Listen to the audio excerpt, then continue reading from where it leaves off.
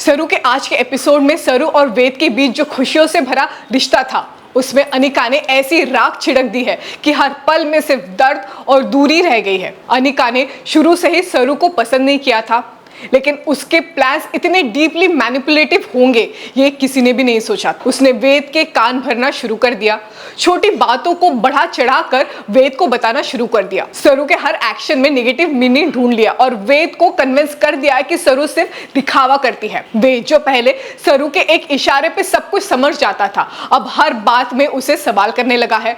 सरू के लिए ये सब कुछ अनएक्सपेक्टेड था। एक तरफ उसका प्यार था तो दूसरी तरफ वेद का चेंजिंग बिहेवियर। सरू ने कई बार वेद से खुलकर बात करने की कोशिश भी की, लेकिन हर बार अनिका ने किसी ना किसी वजह से अपनी चाल चलकर उस कॉन्वर्सेशन को आर्ग्यूमेंट में बदल दिया। या तो वेद बिना कुछ सुने चला जाता है या उसकी बात सुनता ही नहीं है। फिर आया वो पल जब अनिका की एक और चाल का सच सामने आ गया। वेद ने अपनी आंखों से देखा कि अनिका किस तरीके से उसका नाम गलत इस्तेमाल करके सरू को इंसल्ट कर रही है। तब वेद का दिमाग खुला, उसे समझ में आ गया कि जिसे वो अपना सच्चा दोस्त समझ रहा था वही उसके प्यार को उससे दूर कर रहा है। वेद ने बिना टाइम वेस्ट किए सरू के पास जाकर अपनी गलती को एक्सेप्ट किया।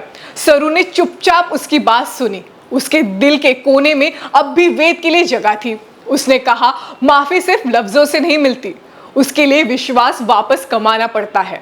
लेकिन उसकी आंखों में आंसू और शब्द में सॉफ्टनेस था। अब ये रिश्ते का एक नया फेज शुरू हो चुका है, जहां दोनों ने डिसाइड किया है कि अब किसी तीसरे को वो बीच में नहीं आने देंगे। सरू ने वेद को एक मौका दिया, लेकिन क्लियर कह दिया अब भरोसा टूटने की कोई गुंजाइश ही नहीं होगी। वेद भी पूरी तरीके से कमिटेड है और अनिका से अपना रास्ता अलग कर चुका है, लेकिन अनिका ये हार आसानी से नहीं मानेगी। उसका ईगो, उसका ऑब्सेशन अब नई चाल चलेगा।